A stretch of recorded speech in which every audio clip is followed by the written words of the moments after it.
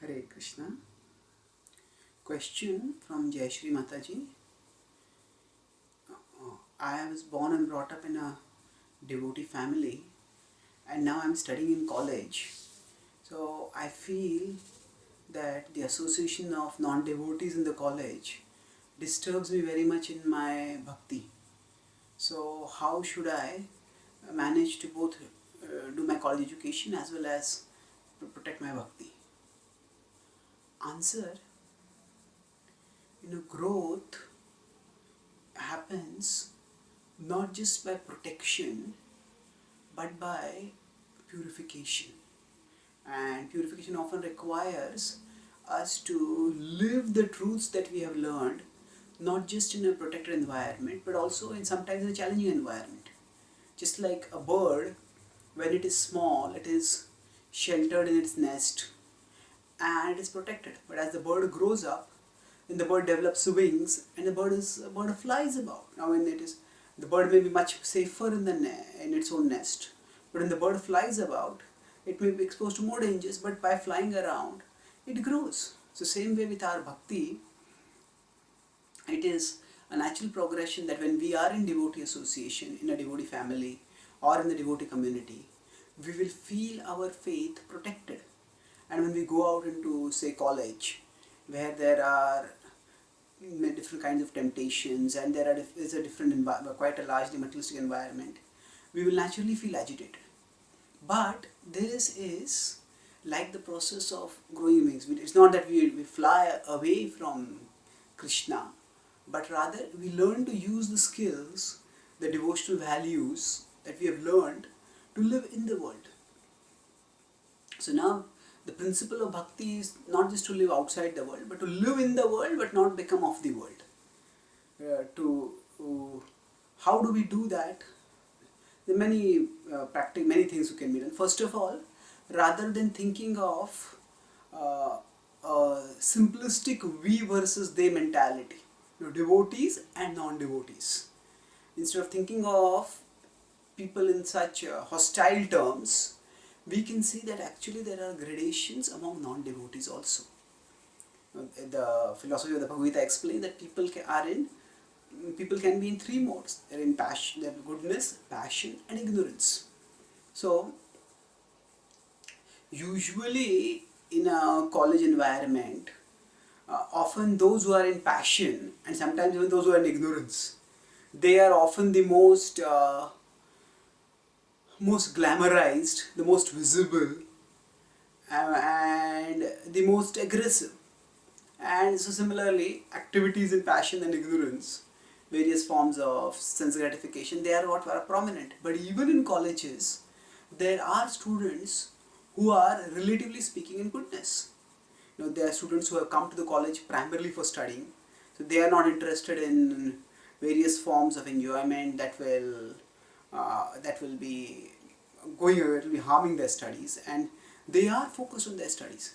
So rather than considering everybody to be a non-devotee who is a threat to our devotion, we can try to find out within the college environment who are the students who are relatively in the mode of goodness and who are relatively focused on their studies and who are living relatively a life of principles. And now we can even find faults with them, but finding faults with them is not going to help us. We need some community, we need some sense of belonging, and we need to, so we can befriend these non-devotees. Even rather than focusing on the fact that they are non-devotees, we can focus on the fact that they are, relatively speaking, in goodness. And in that, by friendship with them, we will not feel the college environment to be such a foreign or hostile environment. And so that finding out some like-minded friends is important. And even if there are one or two, even that can be enough. We don't have to necessarily think that there is no way to live without conforming with the college, with the way everybody else is living in college. No, we can live by our own way, and even if we have a few small circle to which we belong, that's good enough. And generally speaking, Now, when somebody lives a life of principles, at that time, uh, people's response goes through various phases. Initially, people will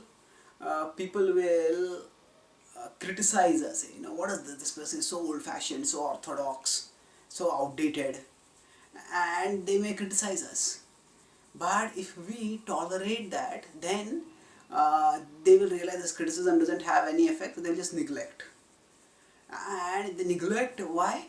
Because they feel that neglect will, at least this person not going to change. But if they see us leading a life of principles day after day, week after week, month after month, then gradually that neglect will change to respect. Because people may make a big show of living materialistically and enjoying, but at their heart, a sense of emptiness and meaninglessness gnaws at them, and it doesn't go away so easily. So when they see somebody living a life of principles, they do feel like this person has something to live for. What am I living for? So they will start respecting. They may not even admit that they respect, but they will respect secretly.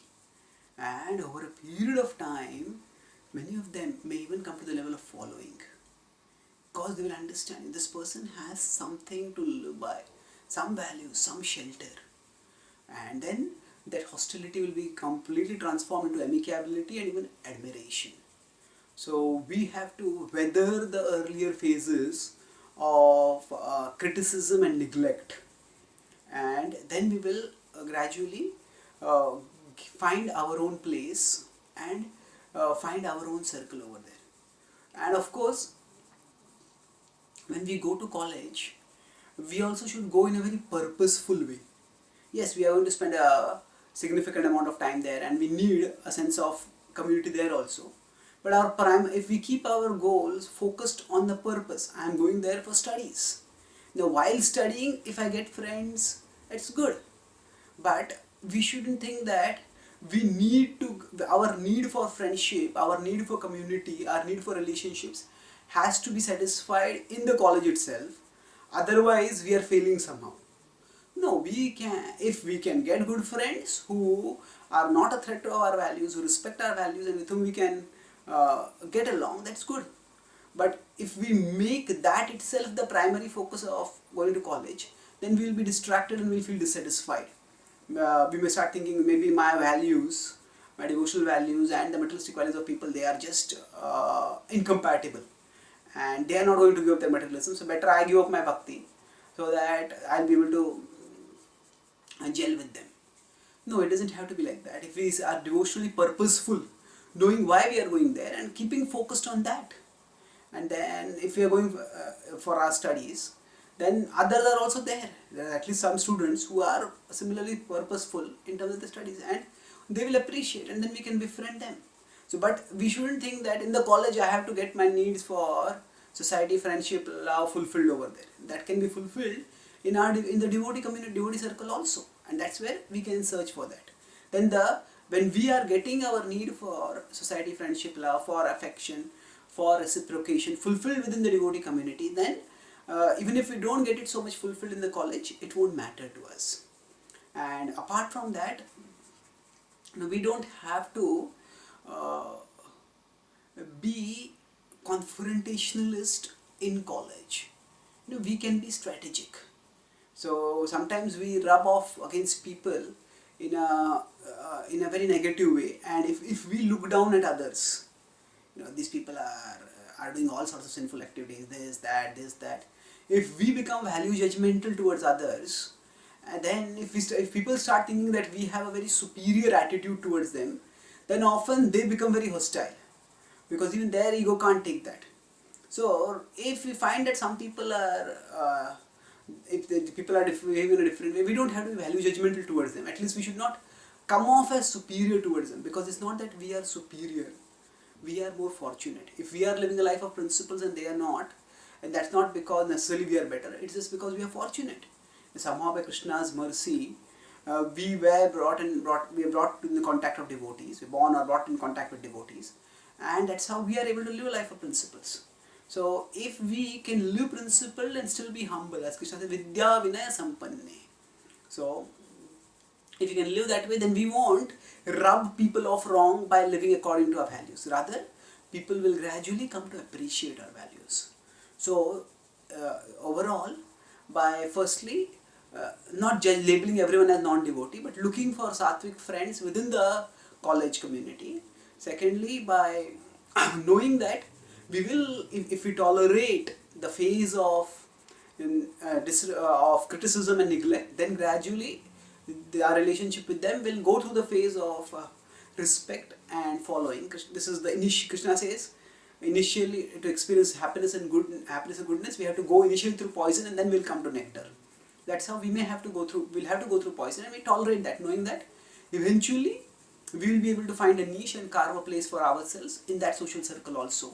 Thirdly, we keep ourselves purposeful and know that it's not that the success of our college is to be able to get our needs for society, friendship, for love, for community and belonging fulfilled in the college. We are going for studies there, and our need for friendship, belonging, affection, these can be fulfilled in the devotee community with others who are having values similar to ours.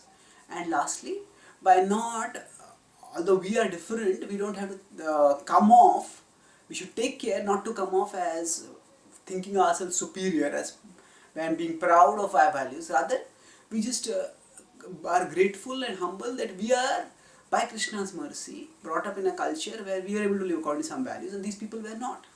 So if we stay humble in spite of our values, then that can itself avoid a lot of pressure coming from others.